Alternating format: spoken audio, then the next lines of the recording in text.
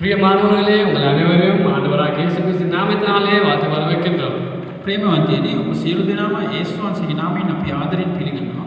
நம்ம ஆண்டவர் அவர் ஆராதிக்க வீடுகளில் ஆராதிக்க ஒரு சந்தர்ப்பத்தை கொடுத்திருக்கின்றார். මේ දේන් වහන්සේ නිවස්වල සිටිනා වේලාවේදී අපිට নমස්කාර කරන්න අවස්ථාවක් ලබා දී තිබෙනවා. நம் ஆண்டவர் சபையிலும் இருக்கின்றார், මේ දේන් වහන්සේ සභාවෙත් සිටිනවා, வீடுகளிலும் இருக்கின்றார், නිවසෙත් සිටිනවා, நம் உள்ளத்திலும் இருக்கின்றார். අපේ හදවත් වලත් සිටිනවා. அப்படிப்பட்ட ஆண்டவரை එවන්නා වූ දේන් වහන්සේ ஆராதிக்க ஆயத்தப்படுவோமா? අපි নমස්කාර කරන්න සූදානම් වෙමු. நான் ஜெபத்தோடு கூட ஆரம்பிப்போம். අපි යාඥාවෙන් පටන් ගමු.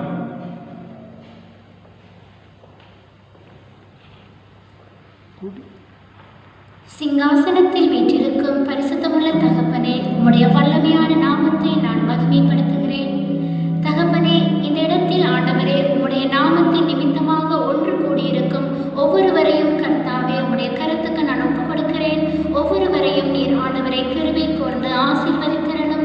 தகப்பனே, இந்த ஆராதனையை கூட பார்த்து கொண்டிருக்கிறதான ஒவ்வொரு ஜனங்களையும் உம்முடைய கருத்துக்கு ஒப்புக் கொடுக்கிறேன். அவர்களையும் கூட நீர் ஆசீர்வதித்திரணும். ஆரம்பம் முதல் முடிவு வரை தகப்பனே, உம்முடைய தேவ பிரசன்னம் ஒவ்வொருவரோடும் கூட இருந்து ஒவ்வொருவரையும் வல்லமையாய் நடத்தும்படியாய் உம்முடைய ஜீவனுள்ள நல்ல நாமத்துக்கு ஒப்புக் கொடுத்து ஜெபிக்கிறேன். என்னுடைய ஜீவனுள்ள நல்ல தகப்பனே, ஆமென். අපේ දෙවියන් වහන්සේ කිසි කෙනෙකුට ලං වෙන්නට බැරි වූ කෙනෙක්ය.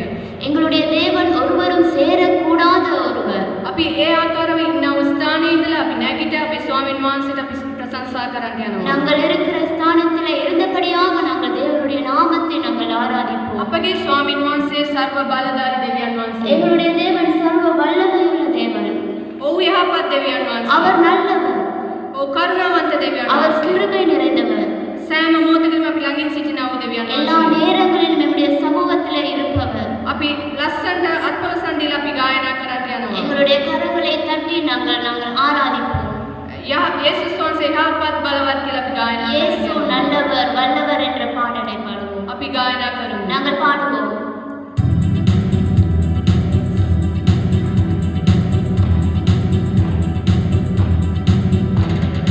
Amen.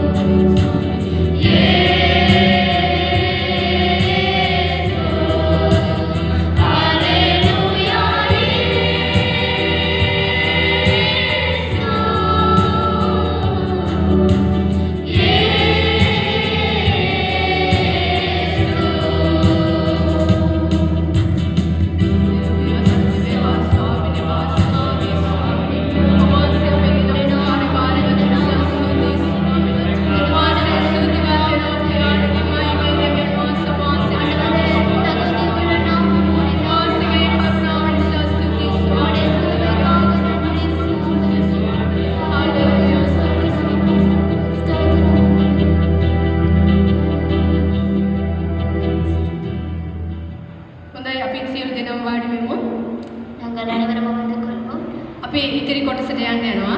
நாங்கள் அடுத்த பகுதிக்கு செல்ல போகிறோம். நாம் இப்போது நம்முடைய இலங்கை தேசத்திற்காக ஜெபிப்போம். අපගේ ශ්‍රී ලංකා දේශය වෙනුවෙන් අපි ආඥා කරමු. இப்போது ஏற்பட்டிருக்கிறதான இந்த கொள்ளை நோய் நிமித்தமாகவும் මේ පැතිරිලා තියෙනවා මේ වෛරස් රෝගය නිසා இந்த கொள்ளை நோயிலிருந்து எம் ஒவ்வொருவரையும் பாதுகாப்பதற்காகவும் මේ වෛරස් රෝගයෙන් අපි ආරක්ෂා කරන පිණිස எமது நாட்டு தலைவர்கள் අපගේ රටේ සිටින නායකයන් சுகாதார குழுவினர் සෞඛ්‍ය අමාත්‍යාංශය மற்றும் எல்லா வகைகளிலும் எமக்கு ஒத்தாசை புரிகிறதான ஒவ்வொருவரையுமாய் ஒப்புக்கொடுத்து நாங்கள் ஜெபிப்போம். අනිකුත් සියලු කටයුතු වලදී අපට උදව් කරනව සියලු දෙනා වෙනුවෙන් අපි ආඥා කරමු.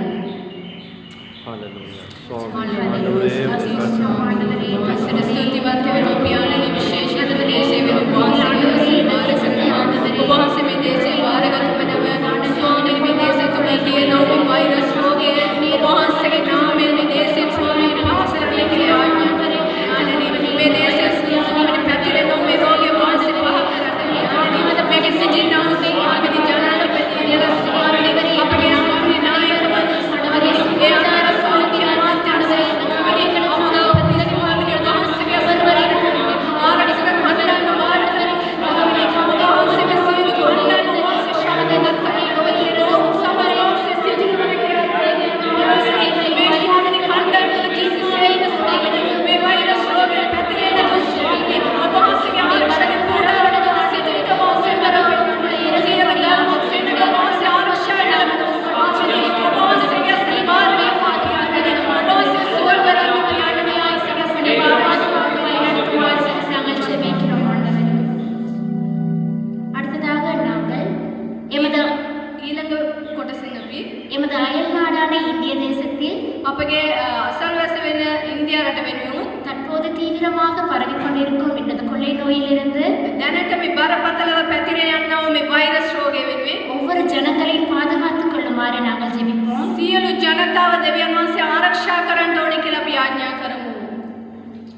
හාලෙලූයා. ස්වාමීන් විශේෂයෙන් ස්වාමීන් ඉන්දියා දේශය වෙනුවෙන් ආඥා කරමු.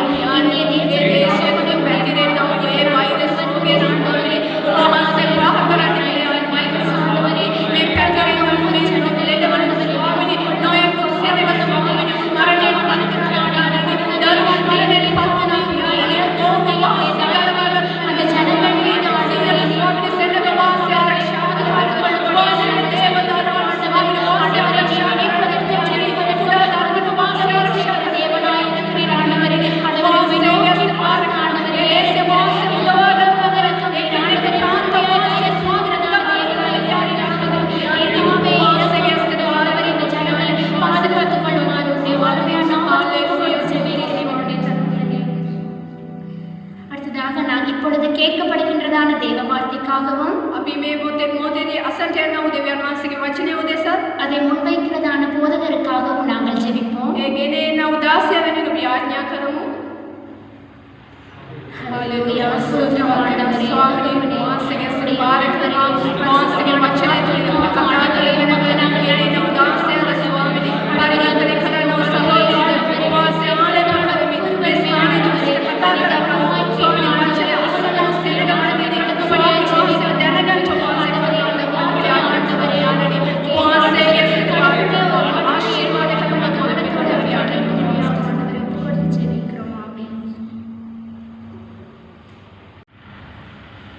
ஆண்டவர் இயேசுவின் நாமத்தினாலே உங்கள் யாவரையும் அன்போடு கூட வாழ்த்துகிறோம், வரவேற்கிறோம். ස්වාමී යේසුස් වහන්සේගේ නාමයෙන් සුබ පතමින් අපි පිළිගන්නවා. பண்பிலை லைட் ஹவுஸ் தேவாலயத்தின் மூலமாக சபையார் எல்லாரும் ஒன்று சேர்ந்து வழங்குகிறதான இந்த ஆராதனைகளை පන්විල ලයිට් හවුස් දේවස්ථානයේ සභාවේ සියලු දෙනා එකතු වෙලා කරන්නා වූ මේ දේව මෙහෙය எங்களோடு சேர்ந்திருக்கிற உங்கள் யாருடைய வாழ்க்கையிலும் கர்த்தர் இன்றைக்கு இடைப்படுவாராக, உங்களோடு பேசுவாராக. අප සමග සහභාගී වෙලා සිටිනා වූ සියලු දෙනාගේම ජීවිතවලට ස්වාමීන් වහන්සේ ආශිර්වාද இதுவரை කළේසේවා. நாம் நடத்தினதான எபெனேசர் இனியும் நம்மை நடத்துவாராக. මෙතෙක් උදව් කළ එබෙනේසර් දෙවියන් වහන්සේ ඉදිරියටත් උදව් කරනසේක්වා. இன்றைக்கு நாம் நிகழ்கால நிலைமையும் கிறிஸ்தவனின் கடமையும் என்ற தலைப்பிலே தேவ சத்தியத்தை தியானிக்க போகிறோம். අද දවසේදී වර්තමාන වාතාවරණය හා කිතුරුවාගේ වගකීම කියනා වූ මාතෘකාව යටතේ කතා කරන්නට போய் துக்கத்தோடும் கண்ணீரோடும் வாழ்ந்து கொண்டிருக்கிறார். සෑම ස්ථානයකදීම මනුෂ්‍යයන් දුකෙන් කැළඹිලා වේදනාවෙන් යුතුව ජීවත් වෙනවා. இந்த கொரோனா கொள்ளை நோயானது நம்மை மாத்திரமல்ல முழு உலகத்திலேயுமே பிரதான தாக்கத்தை உண்டு பண்ணியிருக்கிறது. මේ කොරෝනා වෛරසය අපට පමණක් නොවේ මේ මුළු ලෝකයටම බලපෑම් ඇති කොට තිබෙනවා. எல்லாரும் கலங்கி பயத்தோடு இருக்கிற இந்த சந்தர்ப்பத்தில் හැමෝම කැළඹිලා බයෙන් සිටිනා වූ මේ இதை වාතාවරණයේදී குறித்து பலர் பலவிதமான கருத்துக்களை முன்வைக்கிறார். මේ සම්බන්ධව විවිධ වූ පුද්ගලයන් විවිධ අදහස් ප්‍රකාශ இந்த කරනවා. கொரோனா வைரஸானது ஒரு கூட்டத்தினாலே உருவாக்கப்பட்ட ஒரு வைரஸ் என்பதாக சிலர் கூறுகிறார். මේ කොරෝනා වෛරසය යම් කිසි කණ්ඩායමක් විසින් ඇති කරන ලද වෛරසයක් ලෙස ප්‍රකාශ කරනවා. உலகிலே சனத்தொகை பெருகிவிட்டது. இந்த சனத்தொகையை குறைக்கும்படியாக மேற்கொண்ட ஒரு முயற்சி என்பதாகவும் சில கருத்துக்களை தெரிவிக்கிறார். ලෝකයේ ජනගහනය අධික වී සිටිනවා. ඒ ජනගහනය අඩු කරන පිණිස මෙවැනි වෛරසයක් ඇති කළා කියලා සමහර කණ්ඩායම් ප්‍රකාශ කරනවා. இன்னும் பல மதத்தை சேர்ந்தவர்கள் கூறுகிற காரியம் பாவத்தின் தண்டனையாக ஆண்டவர் அதை அனுமதித்திருக்கிறார் என்று கூறுகிறார். තවත් ආගමික කණ්ඩායම් ප්‍රකාශ කරන කාරණාවක් නම් දෙවියන් වහන්සේගේ දඬුවමක් හැටියට මෙය නියම කර තිබෙනවා කියලා සඳහන් කරනවා. அதே விதமாகவே கிறிஸ்தவர்களும் கூட இன்றைக்கும் பலவிதமான கருத்துக்களை கூறிக்கொண்டிருக்கிறார். එමෙන්ම කිතුණුවන් පවා අද දවසේදී විවිධ අදහස් ප්‍රකාශ කරමින් සිටිනවා. ஆகவே நாம் வேதத்தின் சத்தியத்தின் அடிப்படையிலே ஆண்டவர் இந்த நிலைமை கூடாக நமக்கு கற்றுக் கொடுக்கிற காரியம் என்னவென்று சொல்லி நாம் අපි දේව වචනේ සත්‍යතාවය අනුව බලමු. මේ වාතාවරණයේදී ස්වාමීන් වහන්සේ අපට ප්‍රකාශ කරන්නේ කුමක්ද இந்த කියලා. நிகழ்காலத்திலே நடைபெற்றுக் கொண்டிருக்கிற இந்த சம்பவத்தினாலே தேவன் அவருடைய பிள்ளைகளுக்கு சொல்ல வருகிற காரியம் என்ன? මේ වර්තමාන කාලයේදී සිදුවන්නා වූ මේ කාරණාව තුලින් දෙවියන් වහන්සේගේ දරුවන්ට උන්වහන්සේ ප්‍රකාශ කරන්නේ කුමක්ද කියලා අපි சிலர் බලමු. நடக்கின்ற காரியங்களை பார்த்துவிட்டு ஐயோ ஆண்டவர் எங்களை கைவிட்டு விட்டாரோ என்று நினைக்கிறார். සමහර අය මේ සිදුවන්නා වූ කාරණාවන් දෙස බලලා අනේ අපගේ ස්වාමීන් වහන්සේ අපව අත්හැරියද කියලා කියනවා. அவர் கண்டும் காணாதவரை போல இருக்கிறார். උන්වහන්සේ දැකලා නොදැක්කා වගේ සිටිනවාද? அவர் தன் மனதை கடினப்படுத்திக் கொண்டிருக்கிறார்கள். උන්වහන්සේ තමන්ගේ හදවත දැඩි කරගෙන සිටිනවානේ. ஆண்டவர் நம்மை கைவிட்டு விட்டாரோ என்று சிலர் இயங்கிக் கொண்டிருக்கிறார். සමහර අය සිතාගෙන සිටිනවා ස්වාමී වූ දෙවියන් වහන්සේ අපව අත්හැරියා කියලා. பிரியமானவர்களே, இந்த கொள்ளை நோயானது இது முதல் தடவையாக வந்த ஒரு காரியம் அல்ல. ප්‍රේමවන්තයනි මෙම වෛරසය ඇවිල්ලා මේක ප්‍රථම වතාවට ඇති වුණා වූ දෙයක් නොවේ. உலக மனித சரித்திரத்திலே இது போன்ற பலவிதமான கொள்ளை நோய்கள் ஏராளமாய் வந்திருக்கின்றன. ලෝක මනුෂ්‍ය ඉතිහාසයේ මෙවැනි බොහෝ වෛරස් රෝග මීට පෙර ඇති වී තිබෙනවා. பல பூமி அதிர்ச்சிகளை நாம் கண்டிருக்கிறோம். බොහෝ භූමිකම්පාවන් අප දැක තිබෙනවා. பல யுத்தங்களை நாம் பார்த்திருக்கிறோம். අපි බොහෝ යුද්ධයන් දැක තිබෙනවා. இப்படி இயற்கை அழிவினாலே திரளான கூட்டத்தார் மரித்துப் போனதை நாம் பார்த்திருக்கிறோம். මෙසේ ස්වාභාවික විනාශයන් නිසා බොහෝ සෙනග විනාශ වීම අපි දැක තිබෙනවා. ஆகவே இன்றைக்கு நடக்கின்றதான இந்த காரியம் நமக்கு ஒரு பயத்தை ஒரு கேள்விக்குரிய உண்டு பண்ணினாலும் கூட අද සිදුවන්නා වූ මේ කාරණාව අපට බයක් හා ප්‍රශ්නාර්ථයක් ඇති කළා. ஆனால் இது ஒரு புதிதான ஒரு காரியம் அல்ல. නමුත් මේක අලුත් කාරණාවක් නොවේ. எத்தனையோ பல்வேறுபட்ட வியாதிகள் கடந்து வந்திருந்த போதிலும் බොහෝ රෝග පසු කරගෙන අපි ආවත් மனித வர்க்கம் இன்றைக்கும் வாழ்ந்து கொண்டிருக்கிறது. தேவன் மனிதரை வாழ வைத்துக் கொண்டிருக்கிறார். මනුෂ්‍ය සංගතිය අද ජීවත් වෙනවා. ස්වාමීන් වහන්සේ ඒ අයව ජීවත් කරවමින් සිටිනවා. கிறிஸ்தவர்களுக்கு இது ஒரு புதிதான பிரச்சனை அல்ல. මේක කිතුණුවන්ට අලුත් ප්‍රශ්නයක් නොවේ. எல்லா மனிதர்களுக்கும் மழை பெய்வதைப் போலவே நமக்கு மழை பெய்கின்றது. හැම මනුෂ්‍යයෙකුටම වර්ෂාව ඇතිවන්නා වූ ආකාරයටම අපටත් වර්ෂාව ඇති වෙනවා. எல்லாருக்கும் ஏற்படுகிற தீங்கை போலவே நமக்கும் தீங்கு ஏற்படுகிறது. හැමෝටම සිදුවන අයහපතේ ආකාරයටම අපටත් අයහපත සිදු වෙනවා. கிறிஸ்தவ வாழ்க்கை மாத்திரம் சுகமான ஒரு வாழ்க்கை அல்ல. කිතුණු ජීවිතය සුවපත් ජීවිතයක් உலகத்திலே නෙවෙයි. இருக்கிற நாட்களில் எல்லாம் நமக்கும் பாடுகள், போராட்டங்கள், தீங்குகளுக்கு முகம் கொடுக்க வேண்டியவர்களாயிருக்கிறோம். මේ ලෝකයේ ජීවත් වන කාලයේදී අපිට පීඩාවන්, කරදර, ප්‍රශ්න වලට මුහුණ දීමට සිදු වෙනවා. யோவான் 16வது அதிகாரம் 33வது வசனத்திலே යොහන් 16 වෙනි පරිච්ඡේදයේ 33 වෙනි පදයේ உலகத்திலே உங்களுக்கு உபத்திரம் உண்டு என்பதாக இயேசு கிறிஸ்து கூறினார். ස්වාමී යේසුස් වහන්සේ ප්‍රකාශ කරනවා ලෝකයේ නුඹලාට පීඩා බොහෝයි කියලා. கிறிஸ்தவர்கள் என்ற ரீதியிலே நமக்கு ஒரு உபத்திரவமே வராது என்று நாம் நினைக்க முடியாது. කිතුණුවන් වන අපිට කිසිම පීඩාවක් එන්නේ නැහැ කියලා අපිට සිතන්නට බෑ. ஏசாயா 43வது அதிகாரம் යෙසායා 43 වෙනි පරිච්ඡේදයේ இரண்டு வசனங்களை நாம் பார்க்கிற போது පළවෙනි පද දෙක අපි බලන විට நாம் தண்ணீரின் மத்தியிலே நடந்து சென்றாலும் அவிழ்ந்து போகாதபடி தேவன் நம்மை பாதுகாக்கிறார். අපි ජල මැදේ ගමන් කරත් අපි ගිලෙන්නේ නැති තරමට උන්වහන්සේව ආරක්ෂා කරනවා කියලා සඳහන් நடுவிலே වෙනවා. சென்றாலும் எரிந்து போகாதபடி தேவன் நம்மை ගිනි பாதுகாக்கிறார். මැදින් ගමන් කළත් අපි නොදැල් වෙන ලෙසට උන්වහන්සේ ආරක්ෂා කරනවා කියලා සඳහන් වෙනවා. பிரியமானவர்களே, அவற்றின் நடுவே நாம் போகிற போதும் தேவன் நம்மோடு கூடவே இருக்கிறார். ප්‍රේමවන්තයනි, ඒ මැදේ අපි ගමන් කළත් ස්වාමීන් වහන්සේ අප සමගම සිටිනවා. வாழ்க்கையிலே நாம் எப்படிப்பட்ட போராட்டங்களுக்குள்ளே முகம் கொடுத்தாலும் ஆண்டவரும் நம்மோடு கூடவே இருக்கிறார். අපගේ ජීවිතයේ කොපමණ පොරබැඳීම් කරදර ප්‍රශ්න වලට මුහුණ දුන්නා ස්වාමී වූ යේසුස් වහන්සේ අප සමගම சந்தோஷமான සිටිනවා. நிலைமைகளிலே தேவன் நம்மோடு இருப்பதைப் போலவே துக்கமான நிலைமைகளிலும் ஆண்டவர் நம்மோடு கூட இருக்கிறார். ප්‍රීතිමත් වාතාවරණයකදී ස්වාමී වූ යේසුස් වහන්සේ අප සමග සිටින්නාක් මේ දුකේදීත් උන්වහන්සේ අප සමගම நாம் සිටිනවා. வெற்றி அடைகிற போது ஆண்டவர் இருக்கிறார் என்று உணர்வதைப் போலவே தோல்வி அடைகிற போதும் ஆண்டவர் நம்மோடு இருக்கிறார் என்பதை நாம் உணர வேண்டும். අපි ජයග්‍රහණයේදී උන්වහන්සේ අප සමග සිටිනවා කියන එක හැඟෙන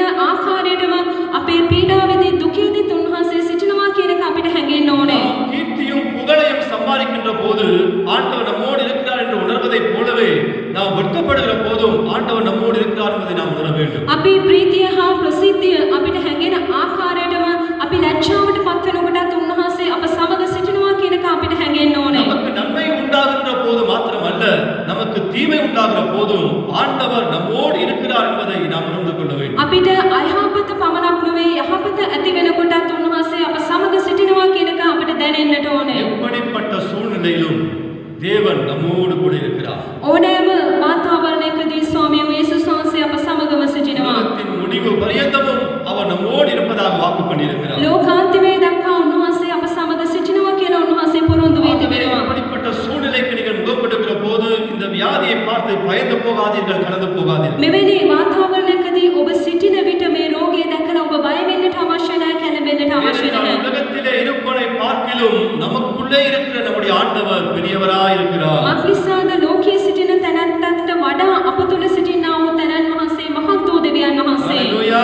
හලෙලූයා. நமக்குள்ளே இருக்கிற ஆண்டவர் பெரியவராய் இருக்கிறார். අප තුළ වාසය කරන්නා වූ දෙවියන් වහන්සේ බලවත් වූ දෙවියන් වහන්සේ. இன்னும் சில சொல்லுகிற ஒரு கருத்து தான், තවත් සමහරුන් කියන්නා වූ තර්කය නම් இந்த கொரோனா கொள்ளை நோயை தேவன் அனுமதித்திருக்கிறார் நம்முடைய பாவத்தின் தண்டனைக்காக என்று சிலர் நினைக்கிறார். මේ කොරෝනා වෛරසය ස්වාමීන් වහන්සේ අනුමත කරලා තිබෙන්නේ අපේ පාපයට දඬුවමක් හැටියට කියලා කියනවා. மக்களுடைய பாவத்திற்கான தண்டனையாக ஆண்டவர் அதை அனுமதித்திருக்கிறார் என்று சிலர் எண்ணுகிறார். මනුෂ්‍යයන්ගේ පාපයට දඬුවමක් ලෙස ස්වාමීන් වහන්සේ මෙය අනුමත කර තිබෙනවා කියලා සමහරුන් ප්‍රකාශ කරනවා. பல சம்பவங்களை நாம் பார்க்கிறோம். මෙවැනි බොහෝ අවස්ථාවන් අපි බලනවා. சுனாமி வந்த போதும் ஜனங்கள் இதைத்தான் கூறினார்.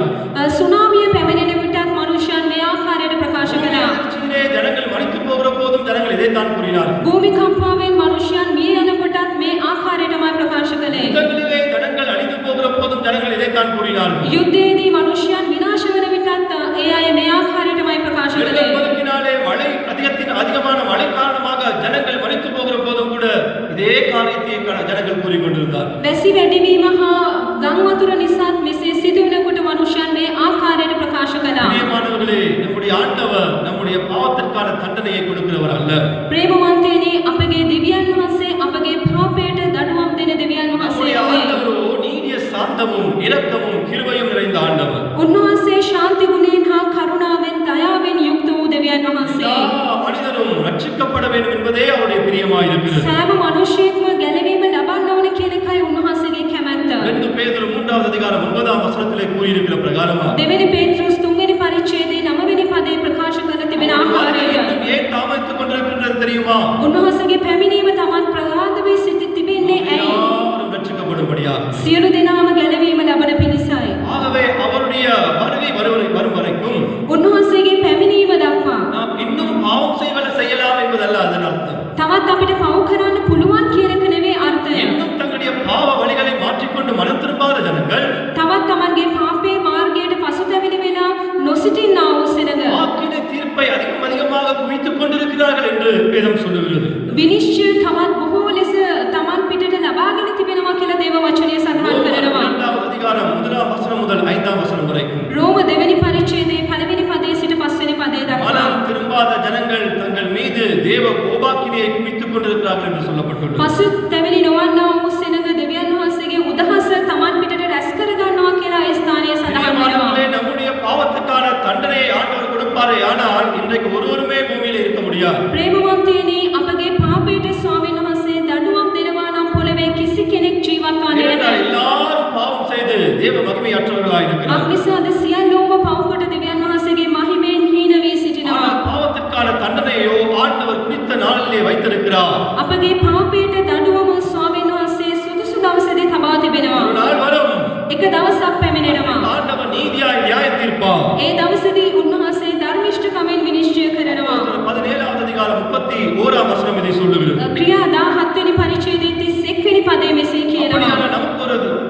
கேள்வி எழுப்பக்கூடியதா இருக்கு. අපිට ප්‍රශ්නයක් මතුවෙන්න පුළුවන්. அப்படியானால் பூமியிலே ஏன் தீங்கு இடம்பெறுகிறது? පොළවේ ඇයි අයහපත සිදුවන්නේ? பூமியிலே ஏன் தீமை நடைபெறுகிறது? ඇයි මේ පොළව තුල අයහපත නපුර සිදුවන්නේ? பிரியமானவர்களே, நம்முடைய ஆண்டவர் தீமைக்கு காரணர் அல்ல. ප්‍රේමවන්තයනි, අපගේ දෙවියන් වහන්සේ නපුරට හේතුවක් නොවේ. யாக்கோபு 1வது அதிகாரம் 13வது வசனம் சொல்கிறது. යාකෝබ් පළවෙනි පරිච්ඡේදයේ 13 වෙනි පදේ කියනවා. சோதிக்கப்படுகிற எவனும் நான் தேவனாலே சோதிக்கப்படுகிறேன் என்று சொல்லாதிருப்பானாக. දෙවියන් වහන්සේ විසින් පරීක්ෂා කරන කිසිවෙක් දෙවියන් වහන්සේ විසින් පරීක්ෂා කරනවා කියලා කියන්න එපා. ஏனென்றால் நம்முடைய ஆண்டவர் தீமையினாலே சோதிக்கிற ஆண்டவர் அல்ல. මක්නිසාද අපගේ දෙවියන් වහන්සේ නපුරෙන් පරීක්ෂා කරන්නේ නැහැ. தீமையை உண்டு பண்ணுகிறவன் சாத்தானாயிருக்கிறான். නපුර ඇති කරන්නේ යක්ෂයයි. தேவன் தீமைக்கு காரணர் அல்ல.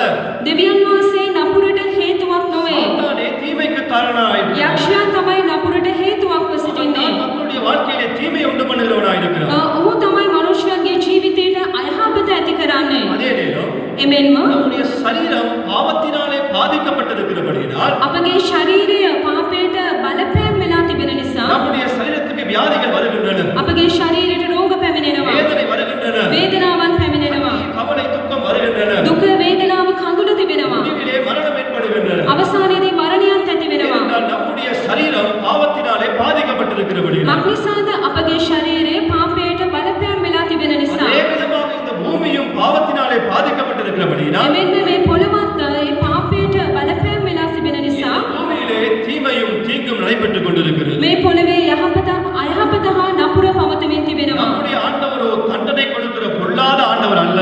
අපගේ දෙවියන් වහන්සේ දඬුවම් කරන අයහපත් දෙවියන් වහන්සේ නොවේ. நம்முடைய ஆண்டவர் எல்லா மக்களையும் நேசிக்கிற அன்புள்ள ஆண்டவராயிருக்கிறார். අපගේ දෙවියන් වහන්සේ සියල්ලන්ටම ප්‍රේම කරන ප්‍රේමණීය දෙවියන් இந்த වහන්සේ. கொரோனா மாத்திரமல்ல, இந்த உலகத்திலே ஏற்படுகிற மற்ற எல்லா அழிவுகளும் கூட මේ කොරෝනා වෛරසයෙන් පමණක් නොවේ මේ ලෝකයේ තුල ඇතිවන්නා වූ සියලුම විනාශයන් තුල பாவியான மக்களை மாத்திரம் பாதிக்கவில்லை.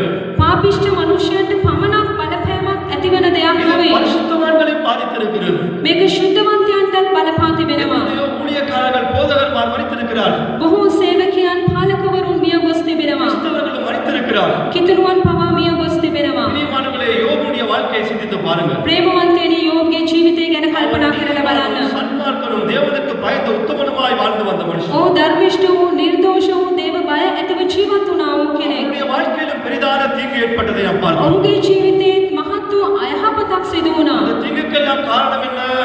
ඒ සියලුම අයහපතට හේතුව அது කුමක්ද? அவருடைய பாவம் அல்ல. ඔහුගේ පාපය නොවේ. அது சாத்தான் அவருடைய வாழ்க்கைக்கு கொண்டு வந்ததான சோதனையாய் இருக்கிறது. යක්ෂයා ඔහුගේ ජීවිතයට ගෙන ආ පරීක්ෂාවක් තිබෙනවා. தேவனுடைய அனுமதியை பெற்றுக்கொண்டு வந்து அவன் சோதிக்கிறதை நாம் பார்க்கிறோம். දෙවියන් වහන්සේගෙන් අනුමැතිය ලබාගෙන ඔහුව පරීක්ෂා කරනවා. தேவன் தீங்கை அனுமதிக்கிறாரே ஒழிய දෙවියන් වහන්සේ අයහපතට අනුමත කරනවා හැර அதை அவர் அனுப்புகிற ஆண்டவர் அல்ல. අයහපත යවන දෙවියන් වහන්සේ නොවේ. தீமையை ஆண்டவர் நன்மைக்கு ஏதுவாக அதை உபயோகப்படுத்துகிறாரே தவிர අයහපත යහපතට උපයෝගී කරනවා හැර அந்த தீங்கை உருவாக்குகிற ஆண்டவர் அல்ல. ඒ අයහපත ඇති කරන්නා වූ දෙවියන් වහන්සේ නොවේ. மனுஷனுடைய வாழ்க்கையிலே இப்போது நடைபெறுகிற தீமைகள் எதிர்காலத்திலே நன்மை உண்டாக்குமையானால் அதை ஆண்டவர் அனுமதிக்கிறார். යම්කිසි මනුෂ්‍යයෙකුගේ ජීවිතේ දැන් අයහපතක් සිදු වෙනවා නම් ඒක ඒ මනුෂ්‍යයාට අනාගතයට යහපතක් වෙනවා නම් ස්වාමීන් වහන්සේ ඒ දේ අනුමත කරනවා. யோசேப்புடைய வாழ்க்கையிலே அவன் பலவிதமான தீங்குகளுக்குள்ளே கடந்து வந்ததை நாம் பார்க்கிறோம். යෝෂේප්ගේ ජීවිතේ ඔහු බොහෝ අයහපත තුලින් ගමන් කරගෙන ආවෙක් අපි දකිනවා. அவன் முகம் கொடுத்த அந்த தீங்கு எல்லாமே அவனுக்கு நன்மையை உண்டு பண்ணும் என்று ஆண்டவர் அறிந்திருந்தபடியினாலே அதை அவனுடைய வாழ்க்கைக்கு ஆண்டவர் அனுமதித்தார். ඔහුට සිදුවන්නා වූ අයහපත ස්වාමීන් වහන්සේ දැක්කා ඒක යහපතක් වෙන බවට. ඒ නිසා ඒ සියලුම අයහපත ස්වාමීන් වහන්සේ ඔහුට අනුමත කළා. நம்முடைய ஆண்டவர் நிகழ்காலத்தையும் அறிந்திருக்கிறார், நம்முடைய எதிர்காலத்தையும் அறிந்தவராயிருக்கிறார். අපගේ දෙවියන් වහන්සේ අපගේ වර්තමානයත් හඳුනාගෙන සිටිනවා, අපගේ අනාගතයත් හඳුනාගෙන ஆகவே සිටිනවා. எதிர்காலத்திலே நமக்கு நன்மை உண்டாக்குகிற காரியம் இருக்குமே, ஆனால் நிகழ்காலத்தின் தீமைகளையும் ஆண்டவர் அனுமதிக்கிறவராயிருக்கிறார். අනාගතයේ අපිට යහපතක් සිදු වෙනවා කියලා උන්වහන්සේ දැනගෙන සිටිනවා නම් මේ වර්තමානයේ නපුර උන්වහන්සේ අපිට අනුමත කරනවා. ஹல்லேலூயா. හලෙලූයා. அவருடைய பிள்ளைகளுக்கு அவர் எல்லா காரியத்தையும் நன்மைக்கு ஏதுவாகவே நடப்பித்துக் கொண்டிருக்கிறார். උන්වහන්සේගේ දරුවන්ට උන්වහන්සේ සියල්ල යහපත උදෙසයි ක්‍රියා කරන්නේ. நம்முடைய ஆண்டவர் தீமை செய்கிற ஆண்டவர் அல்ல, அவர் நன்மையே செய்கிற ஆண்டவராயிருக்கிறார். අපගේ දෙවියන් වහන්සේ නපුර කරන දෙවියන් වහන්සේ නොවේ, යහපත පමණක් கொள்ளை நோயானது ஆண்டவரின் வருகைக்கான அடையாளம் என்பதாக கூறுகிறார். තවත් බොහෝ අය ප්‍රකාශ කරනවා මේ කොරෝනා වෛරසය උන්වහන්සේගේ පැමිණීමට ලකුණක් ලෙස. பிரியமானவர்களே, இது போன்ற கொள்ளை நோய் பல கொள்ளை நோய்களை நாம் நம்முடைய சரித்திரத்திலே பார்த்திருக்கிறோம். ප්‍රේමවන්තයනි මෙවැනි වෛරස් රෝග අපගේ ඉතිහාසයේ අප දැක තිබෙනවා. மத்தேயு 24 அதிகாரத்தை பார்க்கிற போது මතෙව් 24 වෙනි පරිච්ඡේදයේ බලන විට அங்கே சில அடையாளங்கள் சொல்லப்பட்டிருக்கிறது. ඒ ස්ථානයේ සමහර සලකුණු ගැන සඳහන් කර තිබෙනවා. ஆண்டவருடைய வருகைக்கான அடையாளங்களாக சொல்லப்படாமல் ඒ සියල්ලක්ම උන්වහන්සේගේ පැමිණීම උදෙසා නොකියා அது கடைசி நாட்களிலே நடைபெறுகிற காரியங்களாகவே சொல்லப்பட்டுள்ளன. අවසාන කාලයේ සිදුවන්නා වූ කාරණාවන් හැටියටයි ප්‍රකාශ කර තිබෙන්නේ.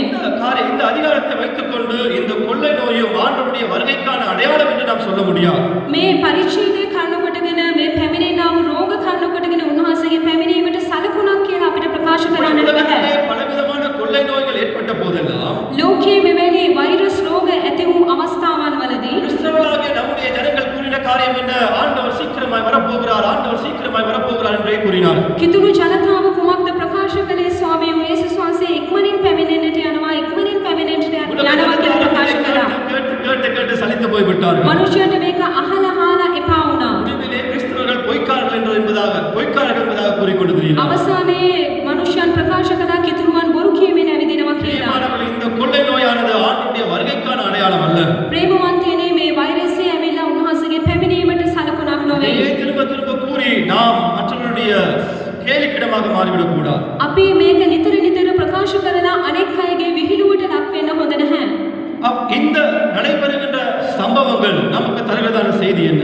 මේ සිදුවන්නා වූ සිදුවීම් තුළින් උන්වහන්සේ අපිට දෙන්නා වූ පණිවිඩය කුමක්ද? ஆண்டவர் நமக்கு கொடுக்கிறதான செய்தி என்ன?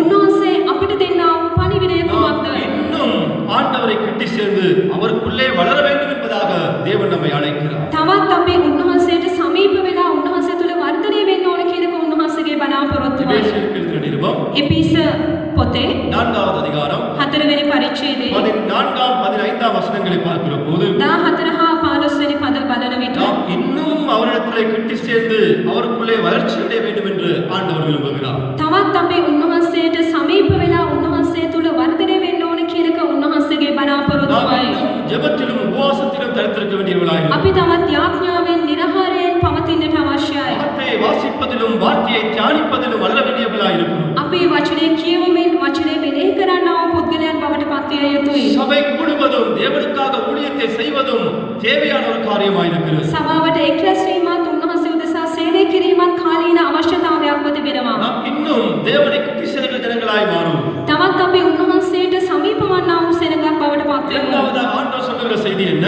දෙවෙනුව උන්වහන්සේ දෙන්නා වූ පණිවිඩය அவர் කුමක්ද? நம்மை மனம் திரும்பும்படியாக அழைக்கின்றார். උන්වහන්සේ අපි පසුතැවිලි වන පිණිස කැඳවනවා. உலகத்திலே நடைபெறுகிற சம்பவங்கள் எல்லாமே මේ ලෝකයේ සිදුවන්නා වූ සියලුම සිදුවීම් நம்மை மனம் திரும்பும்படியாக எச்சரிக்கின்றது. අපට පසුතැවිලි වන පිණිස අවවාද කරනවා. ஒருமுறை ஜனங்கள் வந்து இயேசுவிடத்திலே இப்படியாக கூறுகிறார். එක්තරා අවස්ථාවකදී සෙනග ඇවිල්ලා යේසුස් වහන්සේගෙන් මෙසේ ඇසුවා. பிலாத்து என்பவன் கலிலேயாவில் இருக்கிறதான சிலரை பிடித்து கொன்று அவருடைய இரத்தத்தை கொண்டு வந்து பலியிடுகிறார்.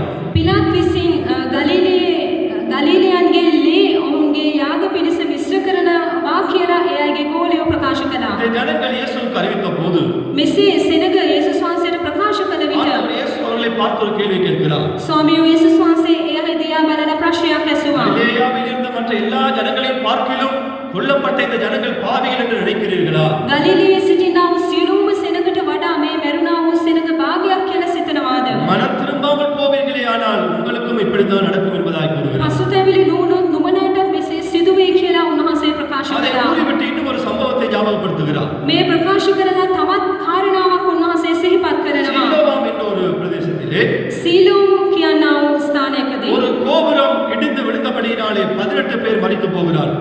කොටුවක් කඩා වැටි 18 දෙනෙක් මිය ගියා. 18 பேர் மரித்து போகிறார். 18 දෙනෙක් මිය ගියා. இதை கூறிவிட்டு ஆண்டவர் அவரை பார்த்து கேட்கிறார். මේ ප්‍රකාශ කළා යේසුස් වහන්සේ ඒ අය දිහා බලලා ඇසුවා. மரித்து போன அத்தனை பேரும் பாவிகள் என்று நினைக்கிறீர்களா? මැරුණා වූ සියලුම දෙනා පව්කාරයන් කියලා හිතනවාද? உங்கள் பாவத்துக்கான தண்டனை என்று நினைக்கிறீர்களா? ඒ අයගේ පාපයට දඬුවමක් කියලා හිතනවාද? இல்லை, இல்லை, இல்லை. නැහැ නැහැ. அது எப்போது நடைபெற்றது என்றோ எங்கு நடைபெற்றது என்றோ எப்படி நடைபெற்றது என்றோ விளக்கங்கள் அங்கே சொல்லப்படவில்லை. කොයි කාලෙද සිදුවුනේ, කොහෙද සිදුවුනේ, කොතනද සිදුවුනේ කියලා කිසිම සඳහනක් නැහැ. ஆனாலும் ஆண்டவர் இயேசு கிறிஸ்து சொல்லுகிற காரியம் என்ன? නමුත් அப்படியே நடக்கும் என்பதாக கூறுகிறார். පසුතැවිලි නුනොත් සියල්ලන්ටම මෙසේ සිදු වෙනවා කියලා උන්වහන්සේ ප්‍රකාශ කළා. நம்மை சூழ்ந்து நடக்கிற அத்தனை காரியங்களும் நம்மை மனம் திரும்பும்படியாக அழைக்கின்றது. ප්‍රේමවන්තයනි අප වටා සිදුවන්නා වූ සියලුම සිදුවීම් අපට පසුතැවිලි වන පිණිස කැඳවීමක් දෙනවා. தேவனை கிட்டி சேர்ந்து அவருக்குள்ளே வளர்ச்சி அடைய வேண்டும் என்பதாக நம்மை அழைக்கிறது. අපි තවත් උන්වහන්සේට නම් වෙලා උන්වහන්සේ තුළ වර්ධනය වෙන්න ඕනේ නිසා මේ දේවල් සිදුවන්නේ. இன்னும் சில கிறிஸ்தவர்கள் சொல்லுகிற காரியம் තවත් කිතුරුවන් මෙසේ ප්‍රකාශ කරනවා. தேவன் பழிவாங்குகிறார் என்று சொல்லுகிறார். දෙවියන් වහන්සේ පරිගන්නවා කියලා කියනවා. குறிப்பாக இந்திய தேசத்தில் நடைபெற்ற காரியங்களை பார்த்து සඳහන් කරනවා නම් මේ ඉන්දියා දේශයේ සිදුවන්නා වූ සිදුවීම් சில கிறிஸ்தவர்கள் சொல்லுகிற காரியம் සමහර කිතුරුවන් කියනා වූ அந்த කාරණාව பிரதேசத்திலே அநேக கிறிஸ்தவர்களை சபைகளை அழித்தார்கள், கொண்டு போட்டார்கள், உடைத்து நொறுக்கினார்கள்.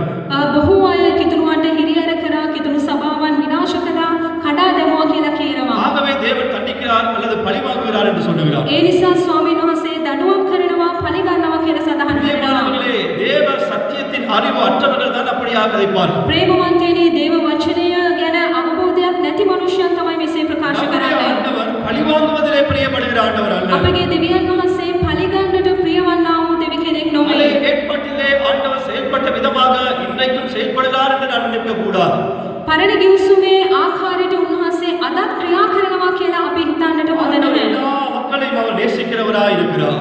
සියලුම මනුෂ්‍යයන්ට උන්වහන්සේ ප්‍රේම කරන දෙවියන් වහන්සේව සිටිනවා. அன்பு செய்கிற ஆண்டவராய் இருக்கிறார். උන්වහන්සේ සියල්ලන්ටම ප්‍රේම කරන දෙවියන් වහන්සේව எல்லாரும் සිටිනවා. திரும்ப வேண்டும் என்று ஒரு தகப்பனை போல அன்போடு பார்த்து கொண்டிருக்கிறார். අපි හැමෝම පසුතැවිලි වෙන්න ඕනේ කියලා පියෙක් ආකාරයට උන්වහන්සේ බලාගෙන සිටිනවා. பிரியமானவர்களே, ප්‍රේමවන්තයනි இப்படிப்பட்ட சூழ்நிலை මෙවැනි වාතාවරණයකදී கிறிஸ்தவர்களாகிய நீங்களும் நானும் செய்ய வேண்டிய காரியம் என்ன? කිතුණුවන් වන ඔබත් මමත් කළ යුතු කාරණාවක් කුමක්ද? திருச்சபையினுடைய பங்களிப்பு என்ன?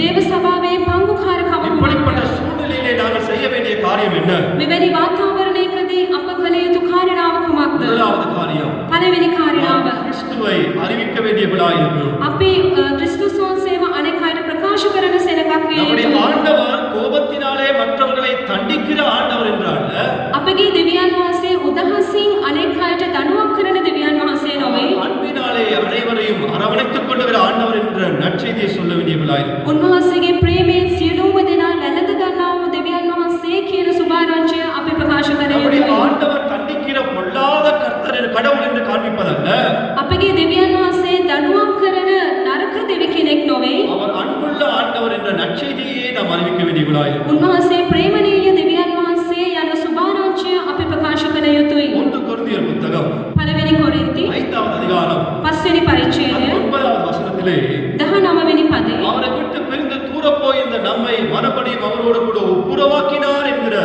நற்செய்தியை ஆண்டவருக்கு ஜனங்களுக்கு சொல்லுங்கள்.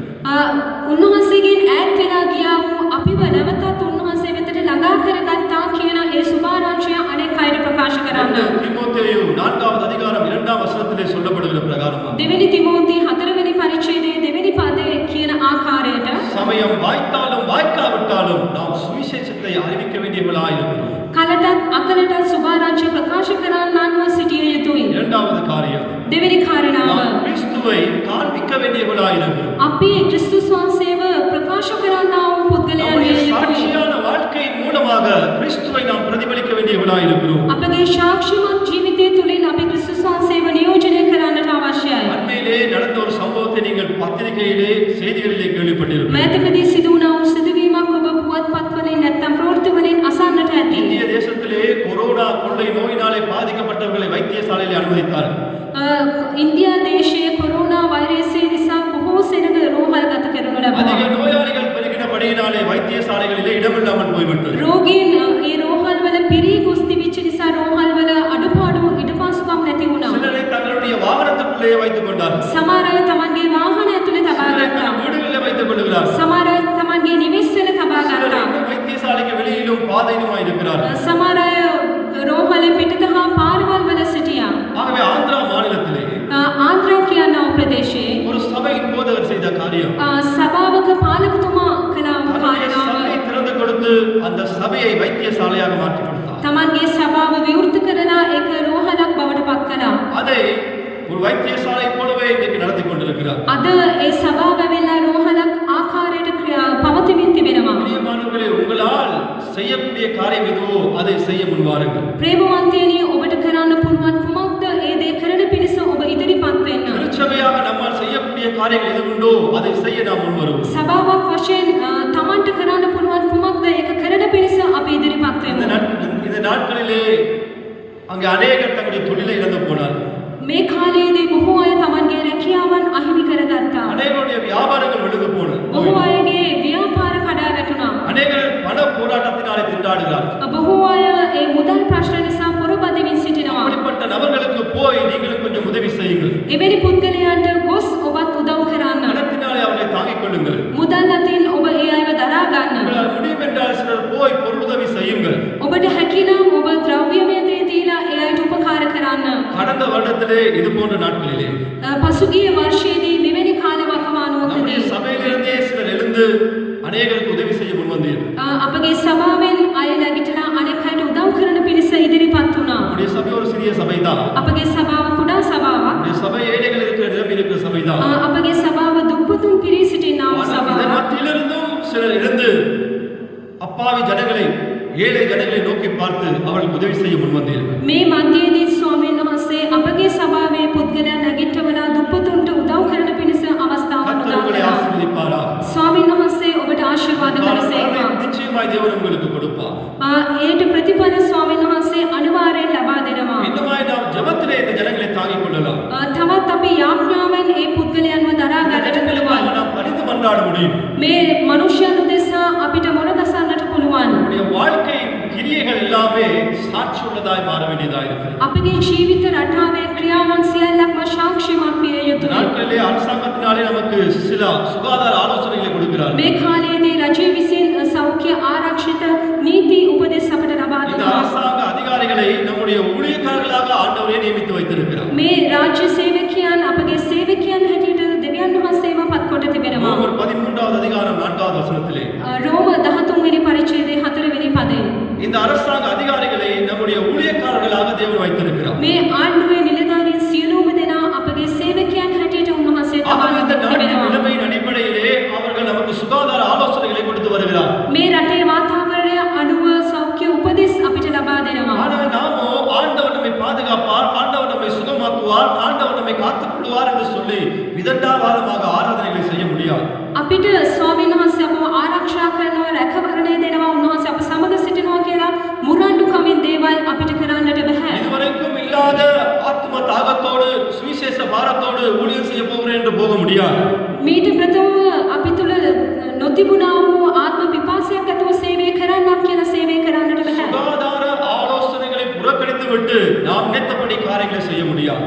සෞඛ්‍ය උපදේශ වලට පිටුපාලා අපිට හිතුමතේ දේවල් කරන්නට බෑ. இன்னும் சிலர் செய்கிற காரியத்தை பாருங்கள். තවත් සමහරුන් කරන්නා වූ කාරණාවන් தேவன் සාධාරණ நம்மை කරන්න. சுகமாக்குவார் என்று விசுவாசமாய் அறிக்கை செய்து பாடி ஆடி அங்கே வீடியோக்கள் வெளியிடுவதையும் பாடல்கள் பாடி வெளியிடுவதை நாம் பார்க்கிறோம். ස්වාමීන් වහන්සේ වහන්සේ අපව සුව කරනවා කියලා Tamanට නිදහසේ හිතුමතේ දේවල් කරමින් සිටිනවා. பிரியமானவர்களே, தேவன் நம்மை சுகப்படுத்துவார் என்பதிலே சந்தேகம் இல்லை. ප්‍රේමවන්තයනි ස්වාමීන් වහන්සේ අපව සුව කරනවා කියනට සැකයක් නැහැ. ஆண்டவர் நம்மை காப்பாற்றுவார் என்பதிலே எந்த சந்தேகமும் இல்லை. ස්වාමීන් වහන්සේ අපට රැකවරණයක් දෙනවා කියන එකට සැකයක් නැහැ. ஆனால் இப்படி பாடுகிறவர்களை பார்த்து சிலர் கேள்வி கேட்பார்களே, ஆனால் මෙසේ ගායනා කරන අය දැකලා සමහරුන් ප්‍රශ්න අසනවා නම් உங்களுடைய சபையில் பாதிக்கப்படவில்லையா, கிறிஸ்தவர்கள் பாதிக்கப்படவில்லையா, கிறிஸ்தவர்கள் மரித்து போகவில்லையா என்று சிலர் கேள்வி கேட்பார்களே, ஆனால் ඔබගේ සභාවට බලපෑමක් ඇති වුණේ නැද්ද? කිතුරුමන් මිය ගියේ නැද්ද කියලා ඔබගෙන් ප්‍රශ්නයක් අසනවා நாம் නම් வெட்கப்பட்டு போக வேண்டியவர்களாயிரும். අපි ලැජ්ජාවට පත් වෙනවා. ஆகவே ஞானம் உள்ளவர்களாய் இந்த நாட்களில் நாம் நடந்து கொள்ள வேண்டும். එම නිසා අපි මේ කාලය තුලදී ප්‍රඥාවන්තයන් ලෙස කටයුතු කරන්නට இன்னும் சிலர் අවශ්‍යයි. செய்கிற காரியம் என்ன? තවත් සමහරුන් කරන කාරණාවන් ஒருவரை කුමක්ද? ஒருவர் விமர்சித்து திரிகிறார். තවත් සමහරුන් විමර්ශනය කරමින් සිටිනවා. ஊழியக்காரர்கள் விமர்சிக்கிறார். සේවකයන් විමර්ශනය விசுவாசிகள் කරනවා. விசுவாசிகளை விமர்சிக்கிறார். ඇදහිලිවන්තයන් විමර්ශනය சபை කරනවා. இன்னொரு சபையை விமர்சிக்கிறது. සභාවක් තවත් සභාවක් විමර්ශනය කරනවා. இன்னொரு ஸ்தாபனத்தை விமர்சிக்கிறது. සංස්ථාවක් තවත් සංස්ථාවක් විමර්ශනය කරනවා. பிரியமானவர்களே, இதுவா நாம் உலகத்துக்கு காண்பிக்கின்ற சாட்சி. ප්‍රේමවන්තයනි, මේද අපි ලෝකයට ඉදිරිපත් කරන්නා වූ இது සාක්ෂිය. இப்படி விமர்சித்து திரிகிற காலம் அல்ல. මේ කැවිල මෙසේ විමර්ශනය කරමින් සිටිනා වූ කාලයක් නොවේ. கிறிஸ்துவை நம்முடைய வாழ்க்கையின் மூலமாக சாட்சியாய் பிரதிபலிப்போம். ස්වාමී වූ ක්‍රිස්තුස් වහන්සේව අපගේ ජීවිතයෙන් අපි නියෝජනය කරන්නා වූ සාක්ෂිමත් පුද්ගලයන් විය යුතුයි. கிறிஸ்தவர்களாகிய நாம் இந்த நாட்களில் செய்யக்கூடிய இன்னும் ஒரு காரியம், කිතුණුවන් වන අපි මේ කාලයේදී කළ යුතු තවත් කාරණාවක් නම්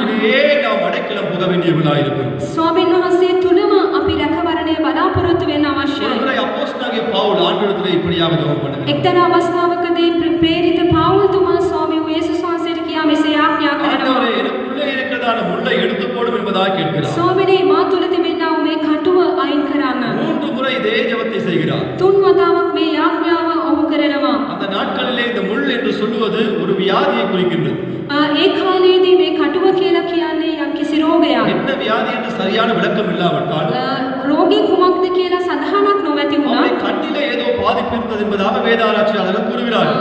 බයිබලීය පරිශීලකයන් කියනවා ඔහුගේ ඇස්වල යම්කිසි බලපෑමක් තිබෙන්නට ඇති කියලා. எது எப்படி இருந்தாலும் அவர் 3 முறை ஜெபித்தும் ஆண்டவர் அந்த முள்ளை அவரை விட்டு எடுத்து போடவில்லை.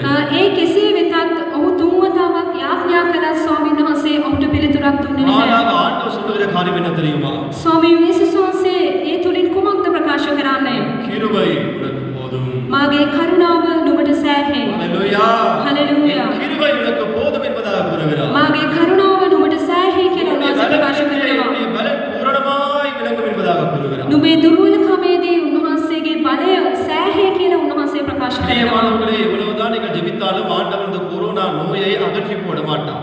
ප්‍රේමවන්තයනි අපි කොපමණ යාඥා කළත් මේ රෝගය උන්වහන්සේ ඉවත් කරන්නට நீங்கள் යන්නේ. எவ்வளவுதான் ஜெபித்தாலும் நாங்கள் முகப்படுவதான இயற்கை அனர்த்தங்கள் வராதபடிக்கு தேவன் அதை தடுத்து நிறுத்த மாட்டார். අපි කොපමණ යාඥා කළත් ස්වභාවික විනාශයන් උන්වහන්සේ වළක්වන්නට යන්නේ நாம் නැහැ. எவ்வளவுதான் ஜெபித்தாலும் எங்களுடைய வாழ்க்கையிலே நாம் முகப்படுகிற போராட்டங்கள், பிரச்சனைகள், பாடுகளை ஆண்டவர் அகற்றி போட மாட்டார். අපි කොපමණ යාඥා කළත් අපගේ ජීවිතයේ මුණ දෙන්නා වූ කරදර ප්‍රශ්න පොරබැදී උන්වහන්සේ ඉවත් කරන්නේ ஆனால் නැහැ. ஆண்டவர் நம்முடைய வாழ்க்கையிலே செய்கிற காரியம் என்ன?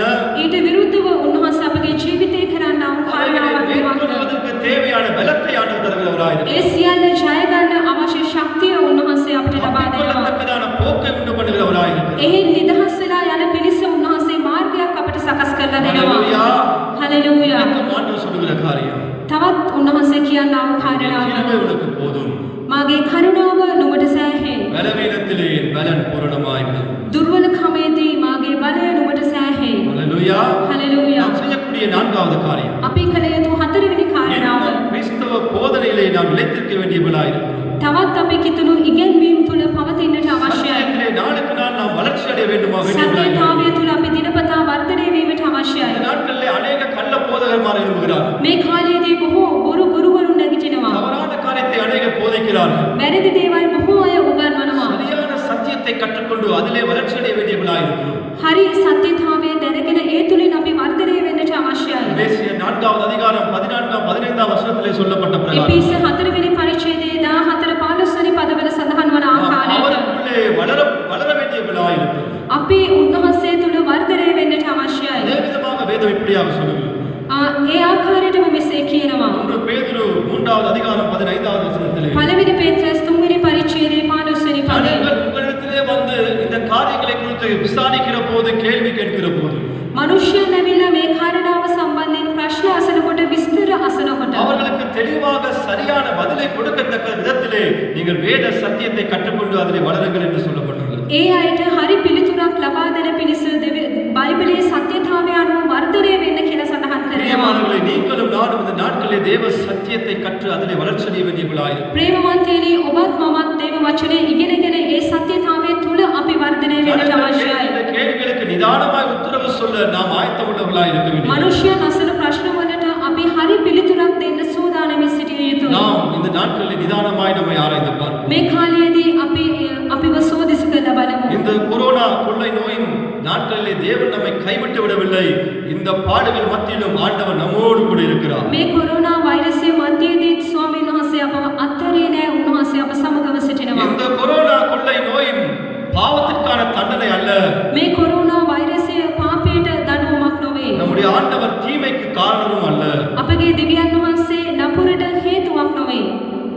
இந்த கொரோனா கொள்ளை நோயானது ஆண்டவர் இயேசு கிறிஸ்துவின் வருகைக்கான அடையாளமும் அல்ல. මේක ස්වාමී වූ යේසුස් වහන්සේගේ පැමිණීමට සලකුණකුත් නොවේ. இந்த கொள்ளை நோயை அனுப்பி ஆண்டவர் ஜனங்களை பழிவாங்குகிறவரும் அல்ல. මේ කොරෝනා වෛරසය එවමින් ස්වාමීන් වහන්සේ මනුෂ්‍යයන්ගෙන් පරිගන්න දෙවියන් වහන්සේ නෙවෙයි. ஆண்டவர் அன்பும் இரக்கமும் தயவும் நிறைந்த ஆண்டவர். අපගේ දෙවියන් වහන්සේ කරුණාව හා දයාවෙන් පූර්ණ වූ දෙවියන් எல்லா වහන්සේ. ஜனங்களும் மனம் திரும்பும்படியாக அவர் எதிர்பார்த்து காத்திருக்கிறார். සියලුම මනුෂ්‍යයන් පසුතැවිලි වෙන්න ඕන නිසා උන්වහන්සේ බලාගෙන සිටිනවා. நாட்களில் நாம் கிறிஸ்துவை அறிவிப்போம். මේ කාලයේදී අපි උන්වහන්සේ ගැන ප්‍රකාශ நாம் කරමු.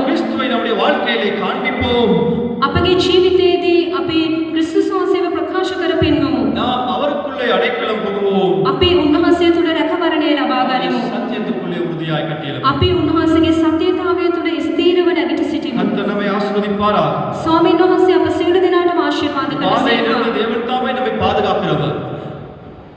இந்த வாதையிலிருந்து தேவன் தாமே நம்மை பாதுகாக்கிறவர். මේ වෛරසයෙන් ස්වාමීන් වහන්සේ අපව ආරක්ෂා කරනවා. இதுவரைக்கும் எப்படி நம்மை வழிநடத்தி வந்தாரோ මෙතෙක් කොහොමද උන්වහන්සේ අපට මඟ அதே පෙන්වුවේ? விதமாக இனிமேலும் அவர்தான் நம்மை வழிநடத்தப் போகிறார். ඒ ආකාරයටම උන්වහන්සේ අපට මඟ ஆகவே පෙන්වන්නට යනවා. நமக்காக ஜெபிக்கிற அதே நேரத்திலே අප ගැන යාඥා කරන ඒ நம்மை අවස්ථාවේදීම சுற்றி இருக்கிற ஜனங்களுக்காகவும் நாம் பரிந்து மன்றாடுவோம். අපි වටා සිටිනා වූ පුද්ගලයන් උදෙසාත් අපි இந்த මුරගසමු. நாட்களிலே தேவனுடைய அனுக்கிரகம் அதிகமாய் நமக்கு கிடைக்கும்படியாக நாம் ஜெபம் මේ செய்வோம். කාලයේදී දෙවියන් වහන්සේගේ අනුග්‍රහය බොහෝ ලෙස ලැබෙන්න ඕන කියලා අපි இந்த ආඥා කරනවා. நாட்களிலே தேவன் இந்த ஜனங்களுக்கு கிருபையை காண்பித்து அவர்களை ரட்சிக்கும்படியாக சுகமாக்கும்படியாக விடுதலையாக்கும்படியாக நாம் ஜெபம் செய்வோம். මේ කාලයේදී ස්වාමීන් වහන්සේගේ අනුග්‍රහය දක්වමින් ස්වාමීන් වහන්සේව ගලවන්න ඕනේ, සුව කරන්න ඕන කියලා අපි ආඥා இருக்கிற කරමු. வண்ணமாக நாம் கண்களை மூடிக்கொண்டு ஆண்டவரை நோக்கி பார்ப்போம். අපි සිටිනා වූ ආකාරයට අපගේ දැස් වසාගෙන ස්වාමීන් වහන්සේ දෙස බලමු. அவருக்கு சாட்சியாய் வாழ தேவன் நமக்கு கிருபை பாராட்டுவார். උන්වහන්සේට සාක්ෂියක් ලෙස ජීවත් වෙන්නට උන්වහන්සේගේ කරුණාව අපට ලබා அவருடைய දෙන සේක්වා. நற்செய்தியை அறிவிக்கும் பாத்திரங்களாய் நம்மை மாற்றுவாராக. උන්වහන්සේගේ සුභාරංච ප්‍රකාශ කරන වාචනයක් ලෙස අපව පත් කරන அவருடைய සේක්වා. அடைக்கலத்திலே தஞ்சம் புக தேவன் நமக்கு கிருபை பாராட்டுவாராக. උන්වහන්සේ තුල රැකවරණය ලබන්නට ස්වාමීන් වහන්සේගේ කරුණාව ලැබෙන්න ඕන කියලා අපි அவருடைய කියමු. வசனத்திலே நிலைத்திருக்கவும் அவர் வசனத்துக்குள்ளே வளர்ச்சி அடையவும் கர்த்தர் நமக்கு உதவி செய்வார். උන්වහන්සේගේ වචන තුල පවතින්නටත් උන්වහන්සේගේ වචන තුල වර්ධනය වෙන්නටත් උන්වහන්සේගේ කරුණාව ලැබෙන්න ඕන කියලා අපි ආඥා කරනවා. பரலோக தகப்பனே இந்த நாளுக்காக உமக்கு நன்றி. ස්වර්ගීය දෙවියන් වහන්සේ මේ දවස නිසා உம்மை ස්තුතියි. நோக்கி பார்க்க கொடுத்த தயவுக்காக நன்றி. ඔබ වහන්සේ දෙස බලන්නට දුන්න කරුණාව නිසා உம்மை ස්තුතියි. ஆராதிக்கவும் துதிக்கவும் கொடுத்த கிருபைக்காக நன்றி. ඔබ වහන්සේට නමස්කාර කරන්නට දුන්න කරුණාව නිසා உம்முடைய ස්තුතියි. வசனத்தினாலே எங்களோடு இடைப்பட்டு பேசினபடினாலே உமக்கு நன்றி. ඔබ වහන්සේගේ වචන තුලින් අපට කතා කරන නිසා ස්තුතියි. உமக்குள்ளே நிலைத்திருக்கவும் ඔබ වහන්සේ තුල පවතින්නට, உமக்கு சாட்சியாய் இருந்து நிற்கவும் ඔබ වහන්සේ තුල සාක්ෂිමත්ව සිටින්නට எங்களுக்கு உதவி செய்வீராக ஆண்டவரே. අපට උපකාර කළ බැලව எங்கள் ස්වාමිනේ. மக்களுக்காக நாங்கள் ஜெபிக்கிறோம். මේ සෙනග උදෙසා අපි ආඥා எங்கள் කරනවා தேசத்துக்காக ස්වාමිනේ. நாங்கள் ஜெபிக்கிறோம். මේ දේශය උදෙසා ආඥා කරනවා ஆண்டவரே ස්වාමිනේ. மனமிறங்குவீராக. ඔබ වහන්සේ අනුකම්පා කළ බැලව ஜனங்களுடைய வாழ்க்கையிலே சந்தோஷத்தை உண்டு பண்ணுவீராக. මනුෂ්‍යයන්ගේ ජීවිතවලට ප්‍රීතිය ඇතුළත් කළ இந்த බැලව கொரோனா கொள்ளை நோயை குறித்ததான பயம் இந்த ஜனங்களுடைய இருதயத்தை விட்டு நீங்கி போவதாக. මේ කොරෝනා වෛරසය පිළිබඳව තිබෙනා වූ බය මේ මනුෂ්‍යයන්ගේ ජීවිතවලින් ඉවත් කළ බැලව வியாதிப்பட்டிருக்கிற ஒவ்வொருவருக்கும் நீர் சுகத்தையும் பலத்தையும் விடுதலையும் கொடுப்பீராக ஆண்டவரே. රෝගී වුණා වූ සියලුම දෙනා මත ඔබ වහන්සේගේ සුවය හා බලය නිදහස් කළ බැලව இருக்கிற அப்பாவி ஜனங்களையும் இந்த கொள்ளை நோய்க்கு தப்புவித்து காப்பாற்றுவீராக ஆண்டவரே. සිටිනා වූ අහිංසක ජනතාව මේ වෛරසයෙන් ආරක්ෂා කළ බැලව எங்கள் தேசத்துக்கு சேமத்தை தாரும். අපගේ දේශයට ඔබ වහන්සේගේ සුවය නිදහස් කළ எங்கள் බැලව மக்களை காப்பாற்றி அருளும். අපගේ සෙනඟ ආරක්ෂා කළ எங்கள் බැලව சபை ஜனங்களை காப்பாற்றி அருளும். අපගේ සභාවේ සෙනඟ ආරක්ෂා எங்கள் කළ බැලව குடும்பங்களையும் காப்பாற்றி அருளும். අපගේ පවුල් ආරක්ෂා කළ බැලව ஆண்டவரும் இரட்சகரும் ஆகிய ස්වාමියෝ ගැලවුම්කාරෝ இயேசு கிறிஸ்துவின் நாமத்தினாலே ஜெபிக்கிறோம் நல்ல பிதாவே. ස්වාමියෝ යේසුස් වහන්සේගේ නාමයෙන් යාඥා කරනවා පියාණනි. ஆமென். ஆமென். ஆமென். ஆமென். நம்ம எல்லாரும் சேர்ந்து சொல்லுவோம். අප සියලු දෙනාම என் කියමු. ஆத்துமாவை கர்த்தரை ஸ்தோத்திரி. என் முழு உள்ளமே அவருடைய பரிசுத்த நாமத்தை ஸ்தோத்திரி. என் ஆத்துமாவை கர்த்தரை ஸ்தோத்திரி. அவர் செய்த சகல உபகாரங்களை மறவாதே. மாගේ ආත්මය ස්වාමීන් ප්‍රශංසා කරව. මාතුල තිසියාලෝ වහන්සේගේ ශුද්ධ නාමයට ප්‍රශංසා කරව. මාගේ ආත්මය ස්වාමීන් ප්‍රශංසා කරව. උන්වහන්සේගේ උපකාර සියල්ල සිහිනැති නොකරව. ආමේන්. ஆமென். ආමේන්. ஹalleluya. ஹல்லேலூயா. கர்த்தர் உங்களை யாவரையும் ஆசீர்வதிப்பாராக. ස්වාමීන් වහන්සේ ඔබ සියලු දෙනාටම ආශිර්වාද කරනසේක්වා. கர்த்தருக்கு சித்தமானால் அடுத்த கிழமை நாம் ஆராதனையிலே சந்திப்போம். ස්වාමීන් වහන්සේගේ කැමැත්ත නම් දේව මෙහෙයදී ලබන සතිය අපි මුණ ගැහෙමු. அல்லது கர்த்தருக்கு சித்தமானால் மறுபடியும் இந்த காணொளி மூலமாக உங்களை சந்திப்போம். ස්වාමීන් වහන්සේගේ කැමැත්ත නම් නැවත වතාවක් මේ ආකාරයෙන් අපි මුණ ගැසෙමු. ஷாலோம். கர்த்தர் உங்களை ஆசீர்வதிப்பாராக. ශාලෝම් ස්වාමීන් වහන්සේ ඔබ සියලු දෙනාට ආශිර්වාද කරනසේක්වා.